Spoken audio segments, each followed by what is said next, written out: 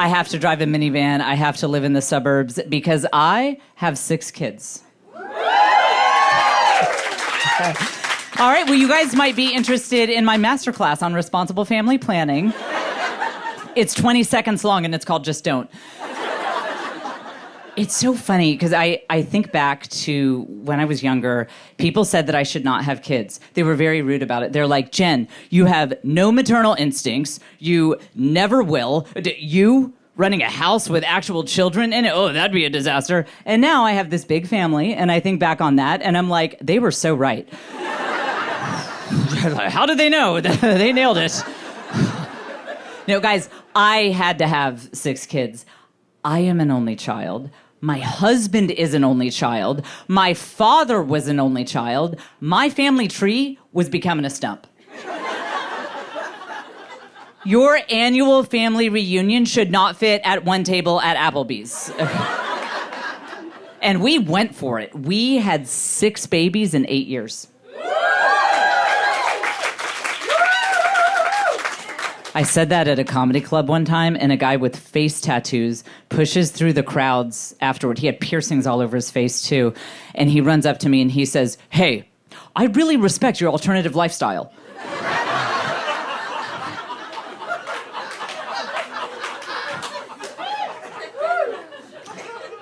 Let me tell you, when you announce your second pregnancy, people say, are you trying to get a boy and a girl? You announce your 6th pregnancy in 8 years, and people say, are you trying to get a reality show on TLC? What is wrong with you? So my husband and I just had a big anniversary. Yep. We have now been married 20 years.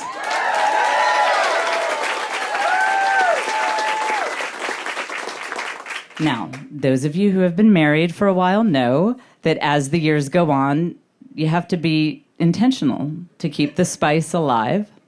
So, for our 20th anniversary, I finally let my husband live his ultimate fantasy. I told him that for a whole night, I would take any constructive criticism he had for me. Okay, now you guys are pretty young, but when I say this in front of middle-aged crowds, there's always a couple 60-year-old guys in the back who are like, that is so hot. They're like, is there a place where I can just watch that on the internet? Like, that's what I'm into in this phase of life. No, that was a wild night. I haven't spoken to him since then, but... Now, this is the point, talking about kids and marriage, where a lot of people would make graphic jokes about how those children were conceived, how they were brought into the world. I will not be doing that because my husband is a very private person.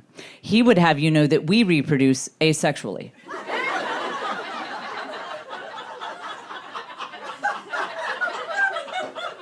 Like amoeba. He is so uptight about this kind of thing that he will not even send me any flirty texts. I try. A couple weeks ago, I texted him, hey there, looking pretty sexy today. He replied, received.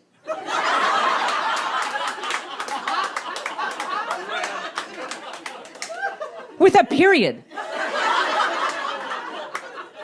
I said, what are you worried about? We're married. He said, you're not thinking. What about this? What if we got into legal trouble and our phones got subpoenaed and our texts to one another were read aloud in open court?